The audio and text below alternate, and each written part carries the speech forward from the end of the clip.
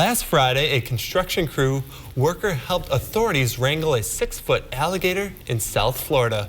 Rodney Withers works for a construction crew that builds spas and pools. He noticed a gator out by one of his co-workers' truck, showing its teeth. The gator then ran into an enclosed area before getting stuck. The crew, as well as deputies, were able to wrangle the gator and get it and get it to safety. That gator was taken to a nearby farm, and Withers says he really enjoyed wrestling the gator and says that he would like to do it more often. Excuse me. I don't know if I want to do that as all. I mean, it probably gets you choked up just by talking about that. It's cool. It's kind of multiple talents right there. Obviously, they're there doing construction, and it's like, oh, gators. So I guess maybe in that part, obviously in that part of where they're at, obviously they're probably trained to be watchful of that because they were. I mean, it seemed like it was flawless. That is, we're trained to be watchful for deer. We're trained to be watch out for like raccoons and all these critters up here that can be deadly if you're like in the wrong spot. Like wolves, the same thing.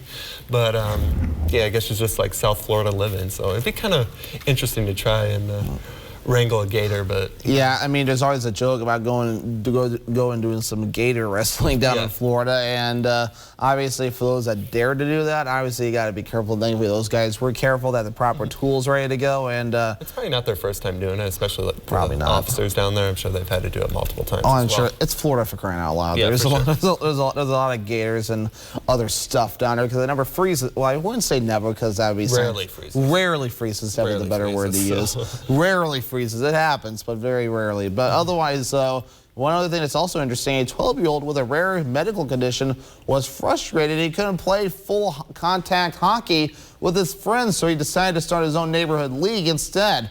Owen Lipinski was diagnosed at 2 years old with Marfan, which is an inherited issue that affects connective tissue, and doctors say that a blow to the head could leave him blind. And Lipinski currently plays for Minnesota Special Hockey as a goalie. Lipinski recruited his neighborhood kids to start a 6-team tournament as he was the goalie in the games. And the kids were all aware of Owen's condition, and they made sure to be competitive all while being careful. And how about that? I mean, it makes me think of the Special Olympics. I mean, those just or not Special Olympics, the Paralympics. Thank you.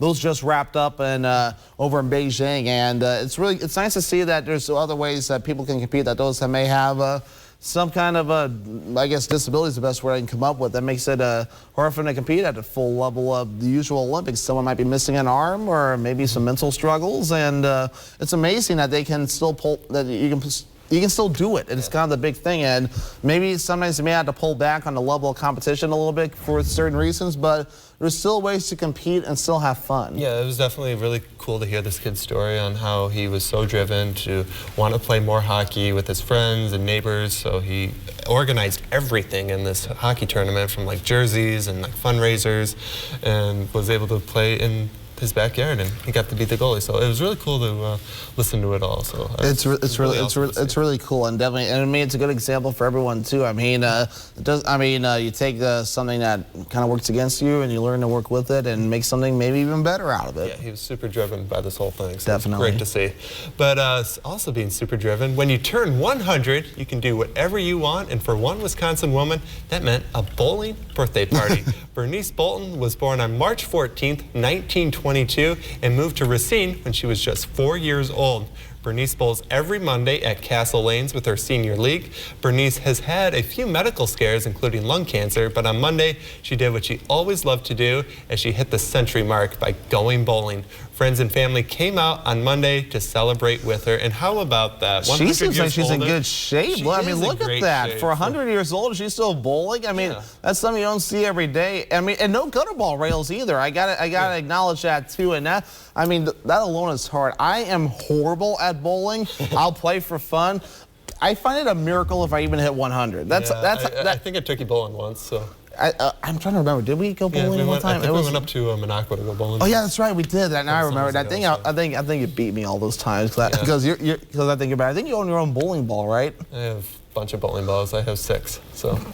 There you go. Point taken right there.